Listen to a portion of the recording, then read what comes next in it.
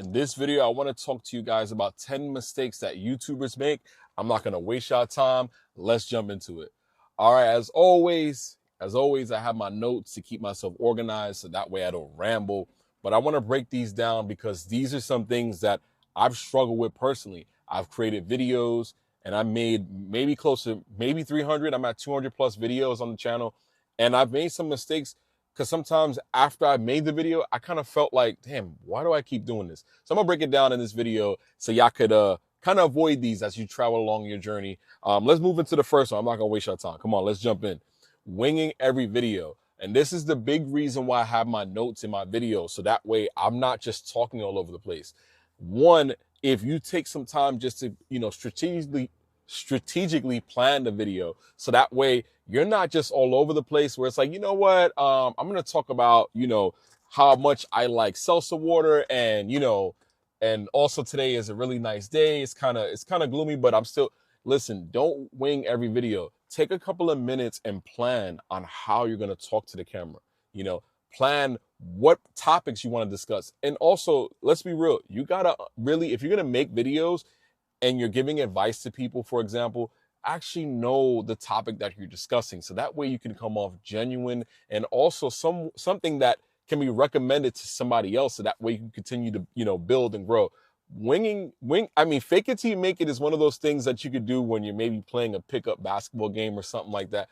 But you want to take your time and actually build upon what you're trying to convey to your audience, because that's going to cause community, that's going to cause retention, and I'm going to cover a couple of other things in the course of this video around that. All right, let's move on to the next one. The next one is, and this is big, this is big because there's a lot of big YouTubers out in the world. There's a lot of people who are big, but the next one is stop comparing yourself to others, in general, but also very early. If you're just starting on a YouTube and you got, let's say you made a video about the iPhone, and you see a YouTuber that has like maybe 3,000 views on a similar title or topic, and you only got like 50, 60 views.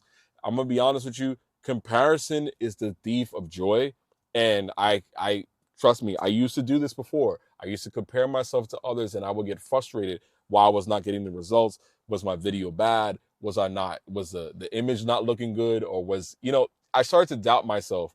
And what ends up happening when you get those 50 people that are watching your videos, like, you got to be excited that 50 people watch your videos. And I emphasize this on every video. You need to be excited about people who are tuning in. Don't compare yourself to people who have been established. Your hill is not their hill. So you got to understand, like, you have to be thankful and also trust the process, trust your own process. If you put those systems in place and you're building something, you seeing somebody else garnishing success, don't worry about that. Be happy that they're successful, because that paves the way to motivate you to kind of create content on your own. And that's kind of what I kind of push in my videos. Like, I don't want it to be about gear. I don't want it to be about, views and likes and all that stuff. The community is what it's about. And if you push that positivity, and you push that realness around, you'll build those views, you'll build that community, you'll build all that stuff as you continue to grow, as you create on YouTube. All right, let's move on to the next one, man. I appreciate y'all rock with me, and this one is big. This is big. And I look at it and I'm thinking to myself, I've thought about this immediately, right? When I first started YouTube, starting being a YouTuber, sorry. Overbuying gear. Do not overbuy gear. The reason why, right? I'm telling you, as much as you may like that Osmo Pocket 3, the Action 5, the Action 6, all those cameras out in the world, getting an understanding of this camera first is important, because this is something that you already have and it's something that you already consume content on. If you're considering buying gear, why not upgrade the storage in your phone? If you don't have the Pro phone, whether it be the Samsungs, the Googles, the iPhones of the world, why not upgrade your camera and your phone first? Because this is something that you use every day. This is something that you understand. This is something that you can buy accessories and make your own rig and keep things low. Because when you start to spend so much money on gear, what's going to end up happening is that you're going to cause a bottleneck, right? You're already trying to learn how to do YouTube. Then you're going to have to learn a camera. Then you're going to have to learn and buy all those accessories. And then, it's all those things. But if you keep things simple and you just focus on the camera presence, your titles, your thumbnails, your community, the gear will come, right? I've been blessed to have purchased an Osmo Pocket 3 and dove into it head first right after I've used my phone for a long time. And don't get me wrong, those cameras are easy to use, but what's going to end up happening is once you buy the gear and you have not created the content, the gear is not going to automatically create content for you. You're still going to have to make the content. So even if you have your phone, you could already start with that now, or get something a little bit cost effective like a tripod, maybe some ND filters, maybe, a better mic so you can be able to make those videos easier. Focus on those things. Everything else will come after the fact. All right, let's move on to the next one, y'all. Now, the next one is, and this is huge, right? You want to make sure you're not ignoring new formats. And what I'm saying is, let's say, for instance, when YouTube Shorts came out, I kind of ignored that. Or when Instagram Reels came out, I kind of ignored that too. You want to try and be open-minded when it comes to new content creation spots. Or let's say when TikTok came out, I ignored it for a long time. You want to try new things. When new things come out, give it a try. Because one, it's going to stretch the legs of your content creation muscles, and you're going to also get better. And it's also you got to be open-minded when it comes to content creation.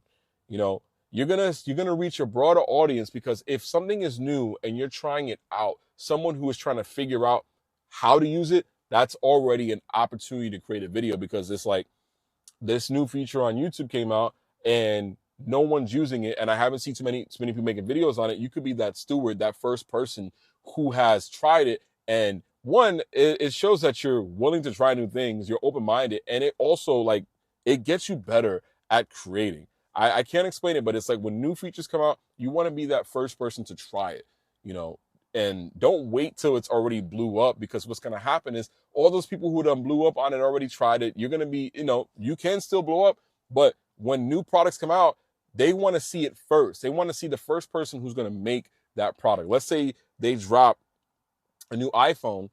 The first video always wins. I'm going to be honest. The first video always wins, because they're going to see it. They're going to see something new and shining, and like, wow, all right, let me check this out. I want to get a new iPhone, so let me check this video out. All right, let's move on to the next one. Do me a favor, drop a like on the video. Drop a like on the video. We are so close. We are so close to 8,500 subscribers and beyond. I'm telling y'all, if it wasn't for y'all, I wouldn't be able to sit here and do this and say this. Like, it's crazy. And it's all because of these steps that I've taken in this video. I've tried different things. I've tried so much, man. If it wasn't for you, I wouldn't be able to be here. I appreciate you. Let's move on to the next one. Now, this is huge. I want you to think about making content for you.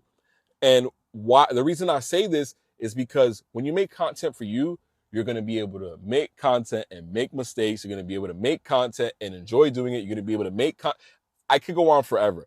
You can make content and be comfortable. You can make content when you're tired. You can make content when you're frustrated. I could list it on and on. You can make content to create a business.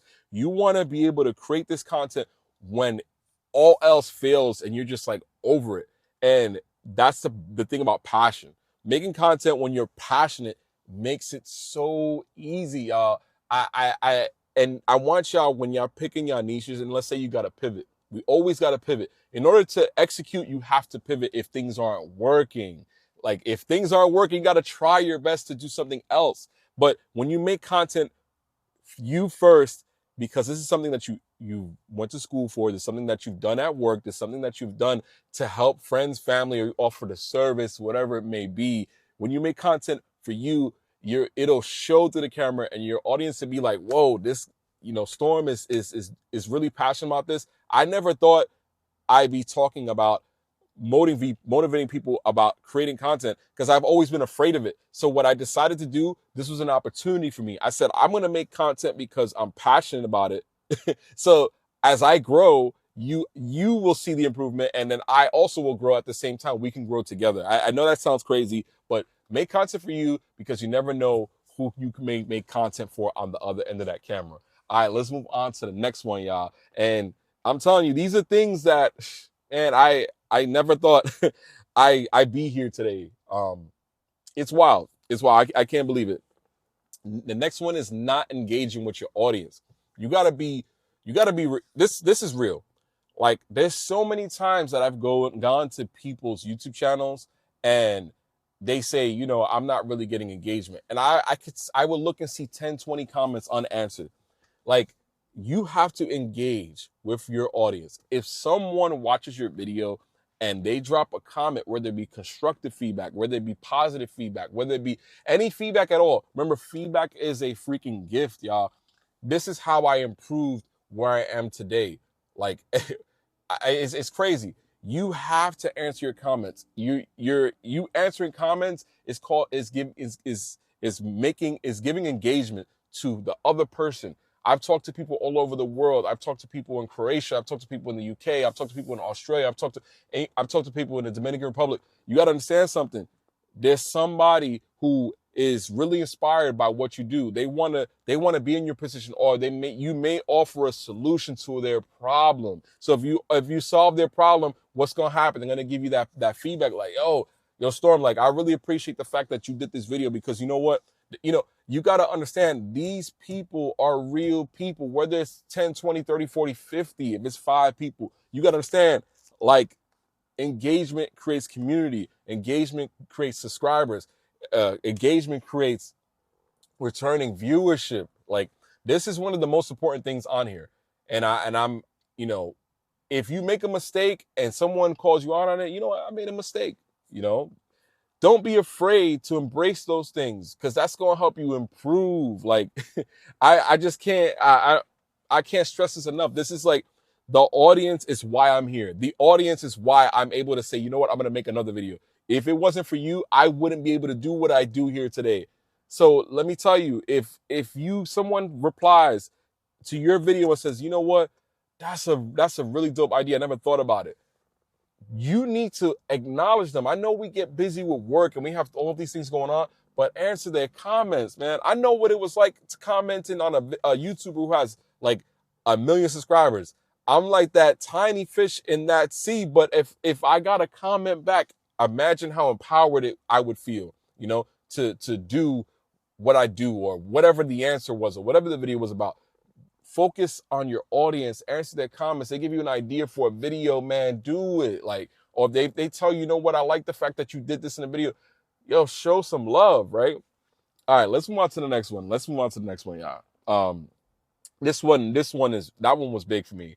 You got to make sure, I'm sorry, you got to make sure you answer those comments, man. It's so important. I can't stress it enough. Like, we're here to create these videos because of you. So if someone doesn't answer a comment from the audience, what's up, man? And I understand you may be this big YouTuber that gets a lot of comments, but I'm gonna be honest with you. As long as I can, I'm gonna answer every single comment. And even then, if I get, fingers crossed, if I ever become a big YouTuber, I'm gonna sit down and answer every comment. I may dedicate a day or a set of hours to answer every single comment, because I know how important it is. I know the questions. It's like, yo, how do you get those camera settings? I'm gonna tell you. You know what I'm saying? How you get the light like that? What are you doing? How do you get better at talking to the camera? How you've done this? I'm gonna answer every single one of them. It's gonna be hard, but listen, things that you want don't come easy, y'all. They don't come easy. All right, let's move on to the next one, y'all. That's another big one. That's huge. That's monumental. Now, this one's a little different. The next one is you not being clear about your brand. And let me unpack this for you.